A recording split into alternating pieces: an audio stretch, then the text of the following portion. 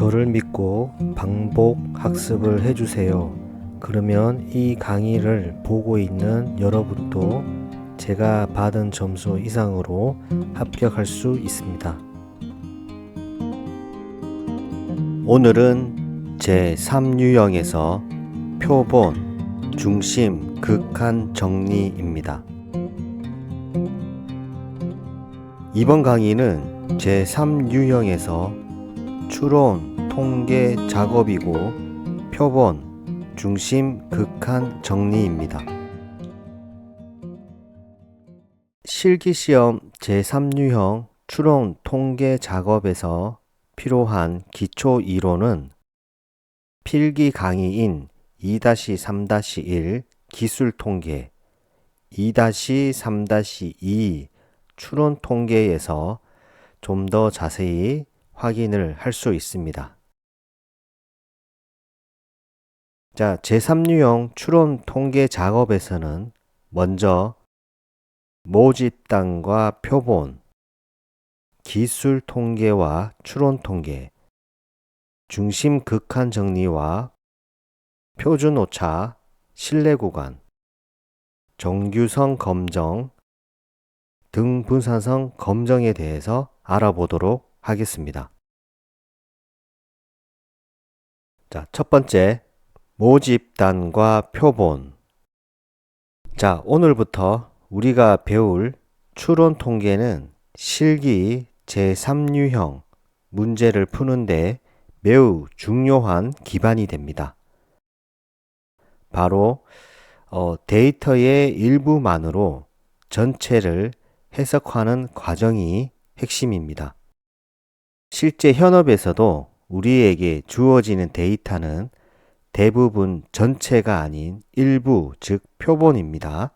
그래서 우리는 이 표본을 통해서 모집단, 우리가 알고 싶어하는 이 전체 모집단의 특성을 얼마나 정확히 추론할 수 있는지에 대해서 고민하게 됩니다.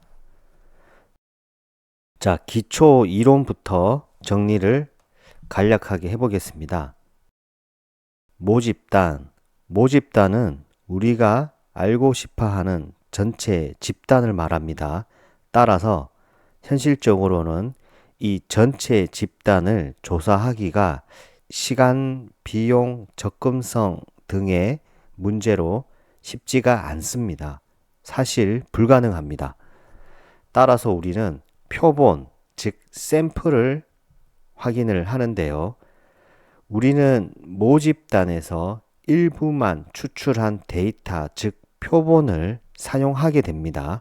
이 표본을 기반으로 우리는 모집단을 추론하는 것이 바로 추론 통계의 핵심 이론입니다.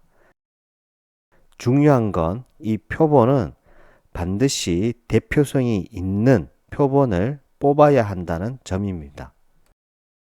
이 표본으로 모집단을 예측할 수 있는 통계적 이론이 바로 중심 극한 정리가 되고요. 이 중심 극한 정리 때문에 우리는 일부만 보고도 전체를 꽤 정확하게 추론할 수 있는 근거를 가지게 됩니다. 그래서 이 모집단과 표본 이후에 우리는 중심 극한 정리에 대해서 학습할 예정입니다. 자, 먼저 우리가 실습을 하기 전에 라이브러리를 불러오겠습니다.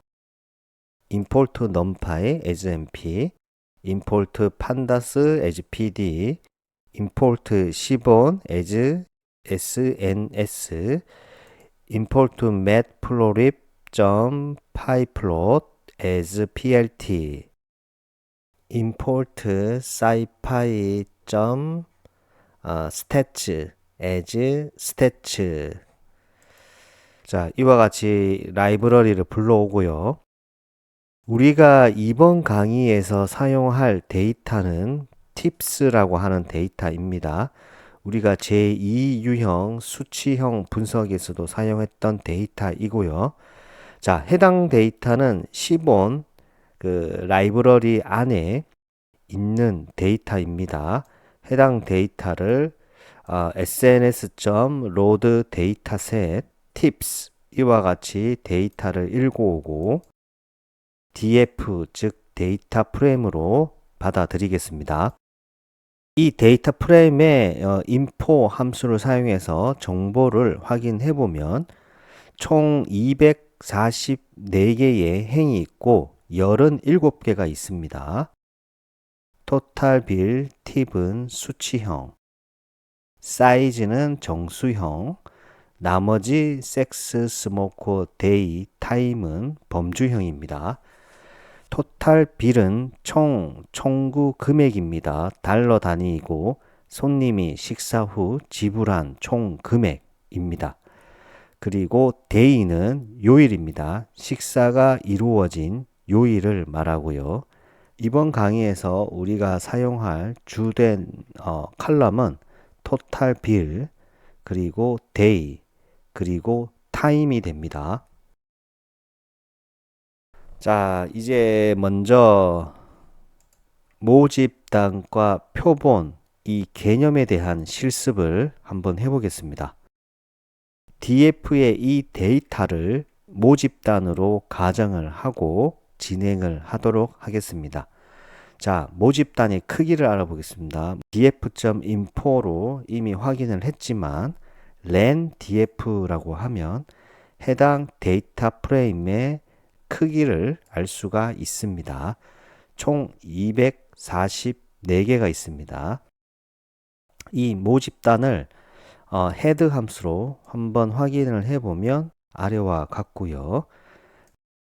모집단의 토탈 빌 평균을 확인을 해보면 자, 라운드 df 토탈 빌 점 mean 콤마 2 즉 이 평균을 소수점 둘째 자리까지 반올림해서 출력을 한다는 말이죠. 그래서 실행을 해보면 19.79가 됩니다. 우리 모집단의 토탈 빌, 즉 총 청구 금액은 평균이 19.79달러입니다. 자, 이번에는 표본을 한번 만들어 보겠습니다. 이 표본은 df 샘플이라고 하는 변수명으로 봤는데 이 모집단 df.sample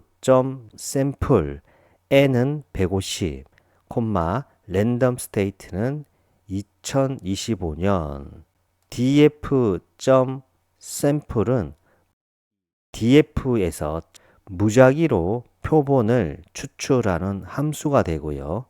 n150은 이 표본의 크기를 150개만 추출한다는 내용입니다.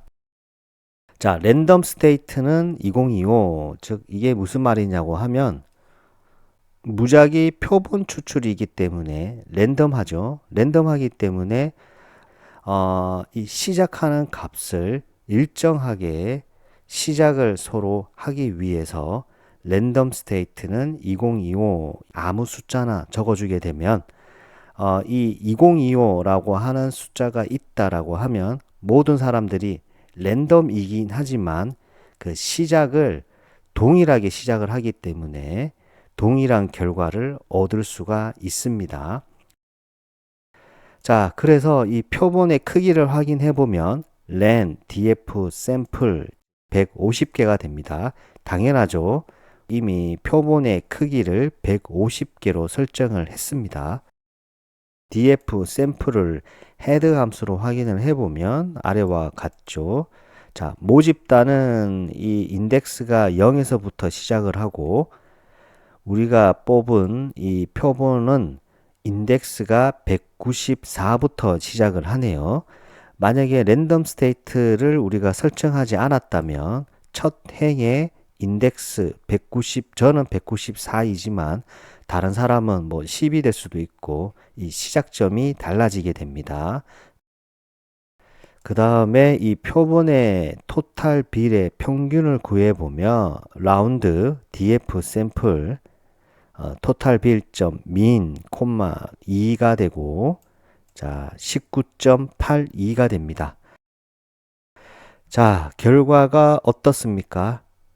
우리가 모집단의 평균이 69.79라고 했고 이 모집단에서 랜덤으로 150개 표본을 추출했습니다. 해당 표본의 표본 평균이 19.82가 됩니다. 자, 거의 큰 차이가 없습니다.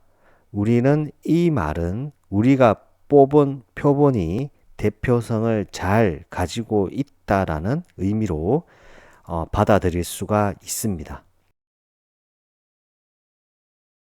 자, 정리하면 우리는 제3유형에서 앞으로 이런 일을 하게 됩니다. 전체를 모두 볼 수 없기 때문에 일부만 보고 그 전체를 얼마나 잘 추론할 수 있을까, 이걸 통계 이론과 실습을 통해 배우는 것이 바로 추론 통계 작업의 실기 강의의 목표입니다. 그 출발점이 바로 모집단과 표본의 개념이고요. 물론 실기시험에서 표본의 모집단을 주어지고 이 표본을 150개 추출을 해서 평균을 구하라라고 하는 문제는 출제되진 않지만 오늘 배운 모집단과 표본 개념이 바로 실기 제3유형에서도 가장 기초적인 개념입니다. 벌써 이번 강의의 반이 지났습니다. 구독과 좋아요 눌러주시고 잠깐 쉬었다가 다시 이 영상을 보면 좋겠습니다. 두 번째, 기술 통계와 추론 통계입니다. 이 내용은 실기 제3유형에서 통계적 사고 방식과 해석 능력을 평가하는 핵심 주제입니다. 자, 기초 이론으로 기술 통계 Descriptive Statistics라고 하고 데이터 자체를 요약하고 설명하는 통계입니다. 따라서 요약을 하고 설명을 해야 되기 때문에 평균, 중앙값, 표준 편차, 히스토그램, 박스플롯, 원형 차트 등 시각화를 통해서 데이터의 분포나 특성을 파악합니다. 추론 통계는 Inferential Statistics라고 해서 표본 데이터를 바탕으로 모집단의 특성을 추정하거나 검증하는 통계입니다. 단순히 어떤 데이터가 이렇다, 분포가 이렇다, 이런 것이 아니라 이 데이터를 통해서 이 전체는 이렇다 또는 이 표본을 통해서 우리의 가정이 이 모집단과 비교했을 때 맞을까라는 이런 판단을 하는 것입니다. 자, 아래 그림은 제가 필기 강의에서 했던 내용인데 모집단의 특성을 우리는 모수라고 하죠. 이 모수는 모집단의 평균, 분산, 표준 편차, 분포가 있을 겁니다. 이 모집단에서 일부를 추출하는 것이 바로 표본 추출이 되고 이렇게 추출된 이 샘플들의 집합이 바로 표본이 되고 그 표본의 어떤 특성, 표본의 통계량이 바로 표본 평균, 분산, 표준 편차, 분포가 됩니다. 이런 표본의 이 통계량을 설명하는 것이 바로 기술 통계. 물론 모집단의 이 특성을 설명을 한다고 하면 모집단에서도 기술 통계를 사용할 수가 있습니다. 이와 같이 설명을 하는 것을 기술 통계라고 하고 이 표본의 통계량을 바탕으로 모집단의 모수를 추정하는 것이 바로 우리는 통계적 추정이라고 하고 추론이라고 하고 이런 과정이 바로 추론 통계라고 합니다. 자, 기술 통계와 추론 통계에 대한 실습을 해보겠습니다.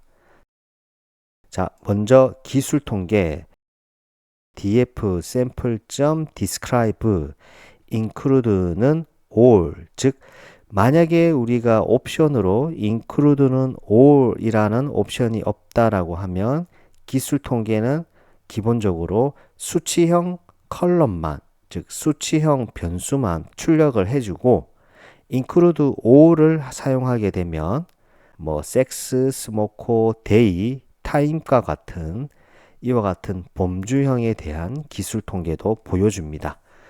토탈 빌은 우리가 수치형 컬럼이죠. 카운트 즉 150개, 표본이 150개 있다라는 얘기입니다. 수치형 변수이기 때문에 유니크, 탑, 프리코런시, NaN 값이 없는 경우고, 그래서 이 토탈 빌의 평균은 19.8이 표준 편차는 이렇고 민, 맥스 25%, 50%, 75%는 아래와 같습니다. 자, 그리고 범주형 변수에 대해서 한번 알아보면 데이를 알아보겠습니다. 데이도 역시 카운트는 150개가 되고 유니크, 즉 범주의 개수는 4개가 있고 탑, 가장 많은 최빈 값이 바로 선이 되고 프리코런시, 이 최빈 값의 프리코런시, 즉 빈도수는 총 150개 중에 52개가 된다는 의미가 됩니다. 자, 이번에는 향후 어떤 분석을 하기 위한 방향을 수립하기 위해서 가장 많이 쓰는 것이 바로 시각화이죠. 이 토탈 빌 컬럼은 수치형 변수이기 때문에 히스토그램을 사용해 보겠습니다. 그리고 확률 밀도 함수도 출력을 하겠습니다. sns.histplot. 자, 데이터는 우리는 표본으로 진행하겠습니다. 그래서 df 샘플이 되고요. 자, 가로축은 토탈 빌이 됩니다.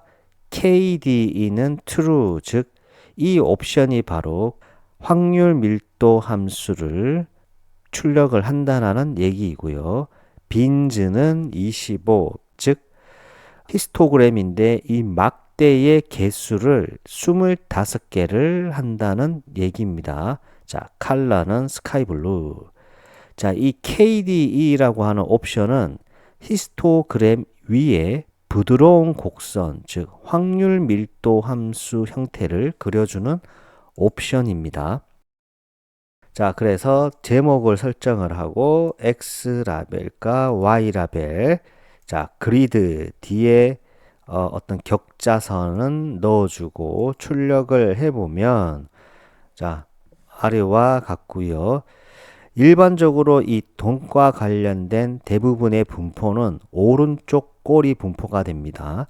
그리고 키, 몸무게와 같은 이런 물리적인 것들은 정규 분포를 가지고 사망과 관련된 어떤 분포는 돈과 반대로 왼쪽 꼬리 분포를 가지게 됩니다.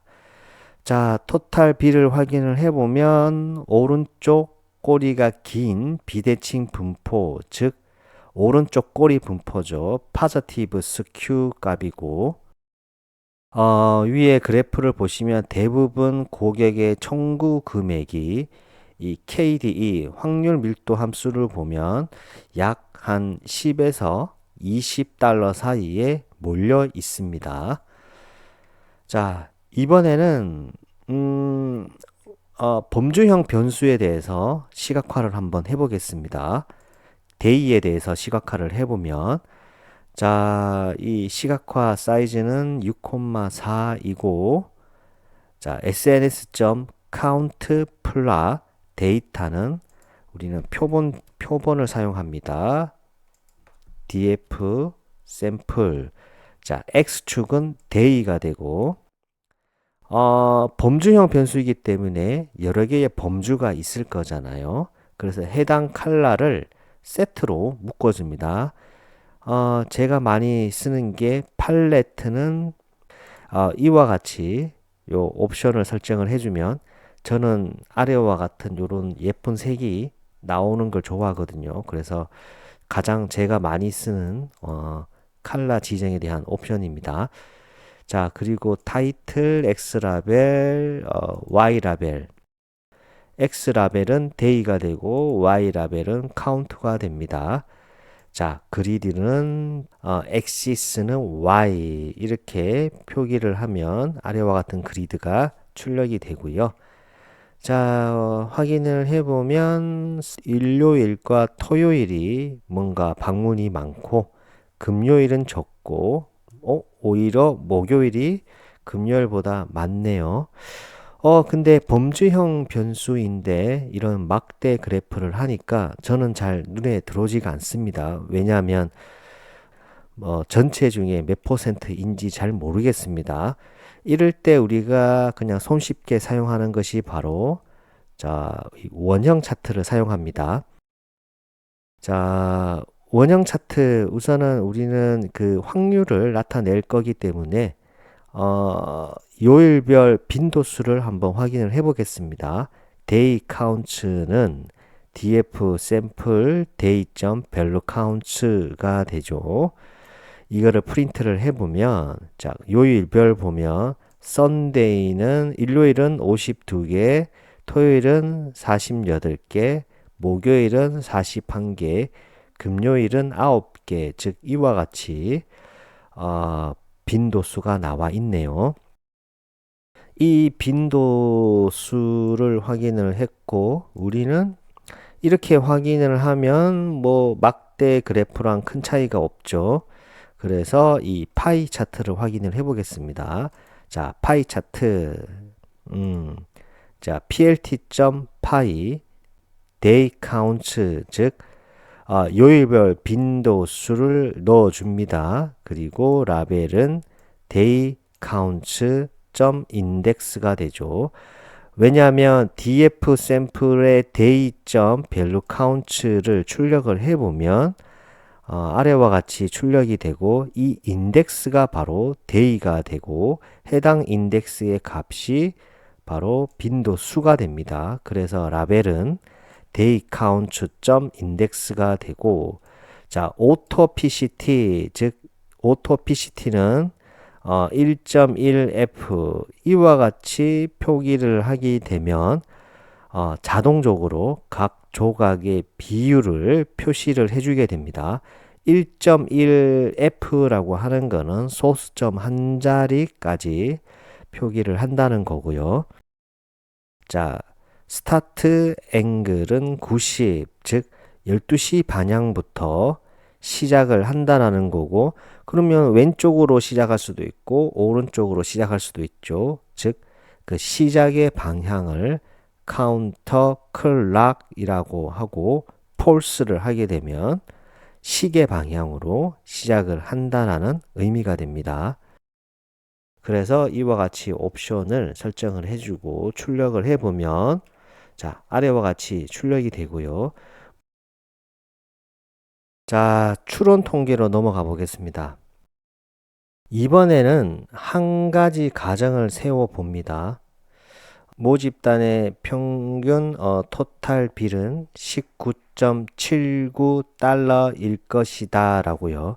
물론 우리는 19.79달러라고 파악을 했지만 모른다고 가정을 하고 이와 같이 이 표본을 통해서 이 모집단의 이 토탈 빌 금액을 19.79일 것이라고 추론을 한번 해보겠습니다. 자, 우리가 표본을 통해서 모집단의 모수를 추정을 할 때 쓰는 것이 단일 표본 t 검증, 즉 원 샘플 t 테스트를 진행해야 됩니다. 자, 단일 표본 t 검증의 기무가설은 모집단의 평균은 19.79달러이다 라고 되고요. 우리는 표본을 통해서 모집단의 평균을 이제 추정을 하는 겁니다. 그래서 코드는 아래와 같습니다. import scipy stats as stats 이와 같이 라이브러리를 불러오고요. 통계값과 pvalue는 tstat, pvalue는 stats.test 원샘플 표본의 토탈 빌을 검정을 하는 거죠. 그래서 df 샘플은 토탈 빌, 모집단의 평균이 19.79인가 우리가 확인을 하는 겁니다. 우리가 검정을 할 때 항상 기무가설을 검정을 한다고 했죠. 단일 표본 T 검정의 T 통계량은 T 스탯에 받았습니다. 0.047이 되네요. 근데 T 통계량 가지고는 우리가 판단하기가 어렵습니다. 따라서 어떤 기준이 있는 p-밸류를 확인을 하는 거죠. 그래서 p-밸류는 0.9626이 되네요. 기무가설이 유의수준 0.05보다 크죠. 기무가설을 채택을 하게 됩니다. 표본을 통해서 우리 표본의 평균은 모집단의 평균 19.79달러와 유의미하게 다르지 않다라는 결론을 낼 수가 있고요. 이처럼 표본으로 모집단을 검정하는 것이 바로 추론 통계입니다. 추론 통계는 모집단을 추정, 검정하는 거고 가설 검정, 신뢰 구간 등이 있습니다. 오늘 하루도 수고하셨습니다. 반복과 학습은 필수입니다. 감사합니다.